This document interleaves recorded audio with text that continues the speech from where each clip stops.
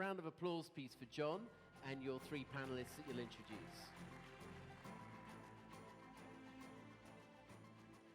Hello, everybody. So I'm just going to invite the panelists to join me up here. And I think everyone should have a microphone with them. Yes. Welcome. Just make yourselves comfortable. So yes, this panel involves some major financial institutions in the kingdom, but I actually think the examples, the topics we're going to cover are actually applicable to all kinds of organizations. So I hope you leave with some great takeaways today. So the topic we have is about customer-centric transformation. And these three leaders all work leading customer experience functions in their organization. So we're going to delve into that today. I'm very pleased to have with us three great panelists. Next to me here, Her Highness Princess Jwaher Alsaud, who's Executive Director of Customer Experience at Tawuniya. We also have Yasser Almaliki sitting next to her, General Manager of Strategic Performance at GOSI. And for those of you like me who are not from the kingdom, this is the General Organization for Social Insurance. So all of the financial support that helps people in their lives comes through this organization. And then finally, Maher al Samhouri, who is Head of Customer Experience at BSF, one of the leading banks here. So the word transformation, it's a big word. It implies a lot of change in organizations. So you have changes to systems, to processes, to data, and of course all of that impacts us as people, as employees in the organization. So I want to start with people, because people, in some ways, the most difficult thing in your job. If you're leading CX or EX transformation, how do you bring people along with you? And so, why is this so difficult? Because as human beings, we are resistant to change. It doesn't come naturally sometimes. So maybe, Your Highness, we could start with you. What did you see in terms of resistance when you joined and started leading the program at Tawuniya, and what kinds of advice would you have for people on how to overcome that resistance? Thank you very much, John. So basically, in my view, I think people don't really resist change itself, but they resist being changed, not knowing why. Yep. So I think the key to resistance is creating meaning over mandate. So your NPS or your CSAT, it's not that score that or not just that score that you're gonna get at the end of the year. You need to link it to value. Easier said than done, but I think in Tawuniya maybe we focused on three things. First of all, we have our organizational values, which is very much embodied by our employees. So we try to make the link between customer experience and how do they link to these values, and how would they enable you as an employee to be able to make a change or add true value to your customer through every interaction. Second, co-design, co-design, co-design. I can't say this enough. We're bringing in people from the beginning of the journey and designing their journeys and identifying pain points, identifying critical moments of truth. We did not do this. The CX team did not do this. The actual operations team or the lines of business, they worked on this in collaboration with customer experience. So, and we can see now the difference, honestly, between different teams who had 100% hands-on and were involved in developing these journeys and touch points, and others who are not as much involved. The buy-in is very different. The third, maybe final thing is celebrating quick wins. People buy in more, people believe more when they see that they're actually doing impact. The result of what they're doing is actually making a difference. So you cannot enforce change. But you need people, you don't want people to adapt, you want people to drive change. These are the people who are going to drive change. And unless they're involved and on board and see the impact of what they're doing, they're not going to drive that change. Okay. It's so interesting that you use the idea of co-design, because earlier with Mr. Sammam from HRDF, he talked about involving the employees in thinking about the journey, but also involving the customers. In this case, there's also an element of the employee is part of the design I think when we chatted before, you mentioned even how they use the medallia system in their job. You involve them in that specification, if you will. Exactly. So everyone has access to Medallia. The key people have access to Medallia. The people who are on the ground, the operations team, they do have access. They know how to use it. They know where to find. We support and we guide and wherever is needed. But we want them to own this. And that's what actually happened because they were involved hands-on from the beginning of the development or design of Medallia and the journeys. Super, thank you. Maher, let me turn to you next. When we think about buy-in and ownership, how you've done a lot of work with your leadership team, sort of customizing Medallia, the types of things you see on the dashboard, on the scorecards, based on what their needs were. So in a way, you had a similar co-design with your leadership team. Can you tell us a bit about how you approached that and how has that impacted their buy-in? First of all, thank you for allowing us to be here today and to share our experiences. The journey was not easy in the beginning because I just joined banking after 18 years in different sectors. Banking is a very solid and also regulated industry, and we have a lot of work done before. It was called the NPS team. So we have a transformation that I have faced a struggle just to move from NPS to CX. This is the beginning. So we said how we can work on building more buy-in and understanding. So we have to do the co-creation, actually. We have listened to all the team internally before we go to the voice of customer. We have a very nice repository of voice of customer that gave us a clue about everything. So we took all these things and we follow what we call it the building the new customer experience dashboard or the index in general. So we started to build our matrices by doing an experience mining, I'll just call it. It's experience mining. You search for different insights, available data, available things that you can work on to get this visual to the leadership. And then we start to tailor this based on something like the Rubik's Cube. You know the Rubik's Cube. We change it, we shift it like this, based on who is seeing the dashboard, when they are seeing it, and based on what. So we start to talk to people with the co-creation. If we are talking about C-level, we'll show them the very high level. If we are talking to the products team, we show the products team the things that they have. Frontliners will be differently. So Medallia helped a lot because we have too many responses there available. Based on who is seeing what, we start to shape out the customer insights in a different way with a journey from NPS to CX. To tell you, this was a very tough journey, but sometimes we wanted to make a U-turn to come back to the NPS again, but it helped a lot to get some operational data with the voice of customer, and this created the interest there with being more into, I would say, more buy-in into the journey and the experience. And we started with a small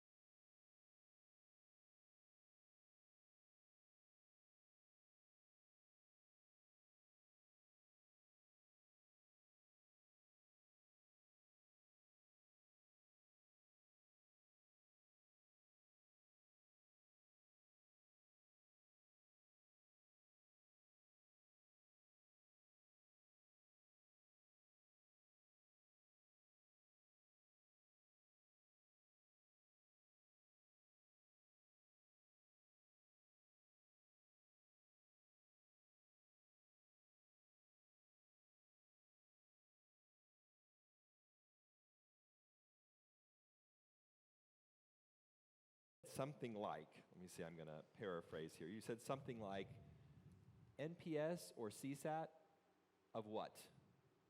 Like, you know, okay, so we have some score.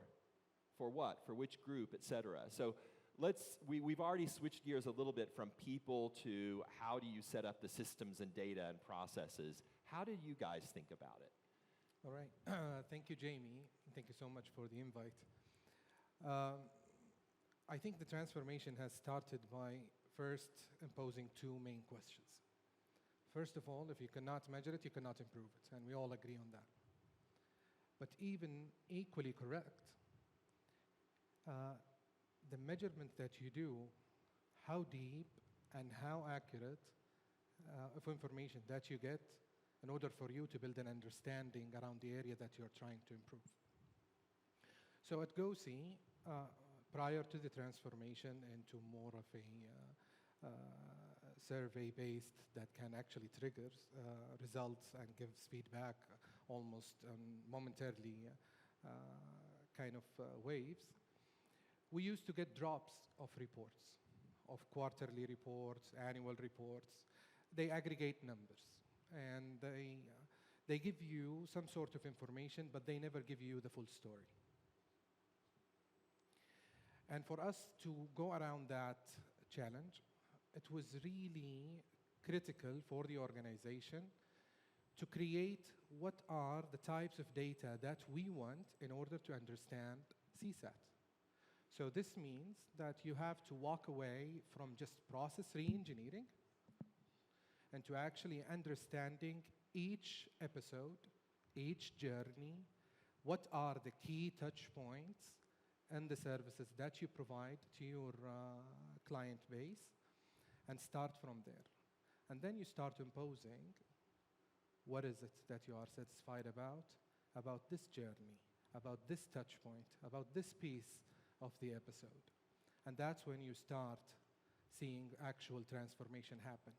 Right. So instead of listening occasionally, you are now listening to your customers continuously. Yeah, so it's very granular. You understand, True. and employees understand, I'm looking at CSAT or NPS, whatever metric you have, for this. And this is something that we understand, this step in the journey.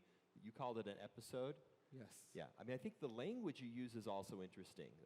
The word journey gets used so many different ways. I think when people hear episode, it's another way of describing something very specific, right? Definitely. Yeah. Definitely. Very good, very good. So let's switch gears a little bit and come back to people and teams. Your Highness, I think this is one that I'd asked you to comment on because the digital teams are quite interesting. In many organizations, I'm actually doing some work right now with a client in France, and it's the same thing. Digital is kind of off in their own world doing their thing, and then the customer experience teams sometimes integrate digital, sometimes it's difficult to do. You had shared an example with me about how did you approach getting them on board. Could you tell us a little bit about that, please? Sure. So in companies like Tawuniya, it's a big company. It's been there for a while. We have legacy systems. So we're currently undergoing a huge digital transformation. So the digital team already have a lot on their plate. And when you come with a request for customer experience or any other sort of request, it has to go within the queue, and then you might not get the traction that you really need. However, we have support from leadership and high buy-in from leadership in Tawuniya that gives priority to CX projects. Yet, digital teams historically they've been working in silos in their own world, as you mentioned. What we did in Tawuniya, we were struggling with one of our journeys last year, and it had a lot of digital aspect to it. And one of our promises in Tawuniya is to become digital first. So what we did is that we created a pilot for an agile squad team. We got everyone together. The business, customer experience, digital, everyone was there in the same room every day for around 9 months or so. And we managed to push the CSAT on a 1 to 5 scale by 1.5 point when we got these. This is a journey that we were unable to nudge for quite a while. And when we kind of got everyone together, and they were doing they were working in the same place, doing sprints every 2 weeks and reporting back to management on it, we tackled all the issues that were impacting that digital journey. And we started actually seeing improvements in this course to the point that this year, it's a journey that's performing really well. It's no longer identified as a critical journey that we're zooming in onto. And that was a pilot, and I think we did it as a pilot just to see what would be the outcomes, and then we can scale up. And now we have a completely new operating model, hopefully, that we are approaching and hoping to scale up this model to other journeys as well. Yeah. I think changing the ways of working is very critical because customer experience is a responsibility of everybody, basically. And you need a lot of people, a lot of capabilities to work together collaboratively in a very different manner than they used to be able to deliver on it. So how, well, first of all, I think it's interesting. A lot of organizations have been talking about Agile, and the whole world of Agile comes from the information sciences and digital development. So in a way, by doing an Agile team, you're embracing their language and their way of working every 2 weeks, right? So, but you had this cross-functional group that was working in that way. I think that's quite innovative. And I don't think you have to use an Agile approach, but finding a way to bring together the different functions that need to solve the problem is critical. I see you nodding a little bit. You have an idea that's coming to mind? No, I cannot agree more with this statement because, to be honest with you, it is about how do you interpret that feedback? How do you get people motivated and excited about achieving that result for the business? And what does it actually mean for the employees? What does it actually mean for the client? Once you can actually crack that purpose, people will always get behind a purpose. And that's what you need to drive, either in the outer loop sessions or in the close kind of discussions and so on, those kind of improvements.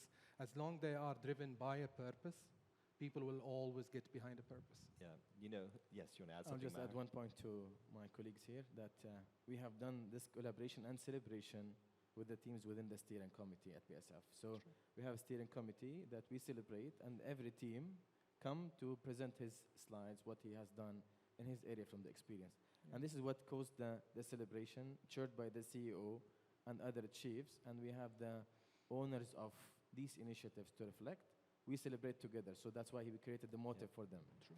So these mechanisms, they're all ways of trying to motivate collaboration across teams, break down silos, whether it's digital that's working in a silo. I mean, all three of your organizations are large, so it's natural that people are going to have silos, their work teams.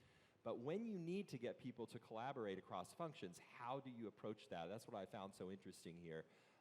There was one other thing that you mentioned when we were doing the interview. You also gave all the people on this team shared goals during the development period, right? So the objective of that squad and what they're expected to achieve by, it was year end at the time, was very clear to everyone. But I think moving forward, to operate such squads in a successful manner, they need to actually have shared KPIs, because they cannot have different priorities and they cannot be focusing in different areas. They need to have shared KPIs because this just promotes collaboration. We together, we need to work on this and to deliver this value to the customer, because it's what the customer needs, but we're sharing the KPI of that initiative or journey, basically.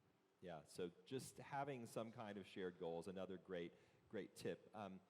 So I want to wrap up with just one final question, which is coming back to benefits. Like, when people see tangible benefits, this also makes a difference. What kinds of benefits have you been seeing in your organizations? Maher, yeah. I'll just give a quick examples. We have linked the CX index and the balance scorecard of the chiefs, and then we started to break this into small bricks. So we, as a benefits or ROI, we have reduced the complaints 25%, increased around 5 to 6% based on the products, the cross-upselling for our customers from the experience, enhanced experience. And we have done some retention and telesales as well enhancement, ranged from 5 to 10% within the second year of what we are doing. So a lot you of said ROIs. you reduced complaints by 25%. Yes. What, I mean, this is something people think about investing in customer experience. It costs money to have a good customer experience. Actually, it costs some money to have a bad customer experience. When you have complaints, that costs money, time for your organization, and it also, what does it do to your employees? How does it make them feel when there's a lot of complaints, right? Yeah, because the complaints will always create a pressure on everyone in the organization. So if you are a frontliner, you will even always talk about the same complaint with the same resolution. So we try to shift focus towards reducing them. Yep. And we work with the teams prioritizing these top things that we can resolve rather than the things that we cannot resolve. So changing the perspective help us to reduce them in a good way. Yasser, what about you? Maybe the story is a bit different when you work for the public sector. Ah, yes. So while all these facts and all these tangible kind of benefits are actually correct, you will realize cost efficiency, you will realize enhanced productivity, and you will realize a lot of tangible benefits that businesses are after. However, when we did the transformation in the public sector, the transformation was mostly cultural, internally and externally. It is about how do you serve someone who is actually in need. We are a public sector. We're serving the citizens and the residents. And when we reimagined our journeys and episodes, we actually classified them into moments of truth. So people actually approach these agencies because they are in actual need. So you're actually either helping a father or a widow or a student that's actually trying to continue their education. So you're part of a greater purpose. And that's, for us, is the actual benefit. Is when you know that your work on daily basis is actually helping someone in need, navigating a matter that actually matters to them. Yeah. A process that actually matters to them. And for us, this became a true translation of what we believe our strategy is. A lifetime partner, meaning that we do actually care about how do we translate our mission, how do we ensure that trust that was enforced into our organization is translated into empathy and action that the citizens and the residents gets to enjoy through the services that the organization provides. So I think it's way more than tangible kind of benefits. Well, thank you very much. We're at time, but I just want to conclude with one last thought, which is, as we were going through these stories today, I hope you're hearing how central people and employees are to all of this. We have some people in the audience who are responsible for employee experience. True. And later this afternoon, I will have a panel with a few people that are leading EX initiatives. But there's just such a tight connection between what you can do for customers and how you lead your people. And all of you play a key role in that. So thank you very much to all of our panelists. Please join me in giving them a hand. Thank you so much. Thank you.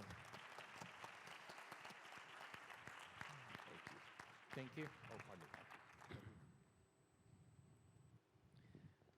Thank you, John.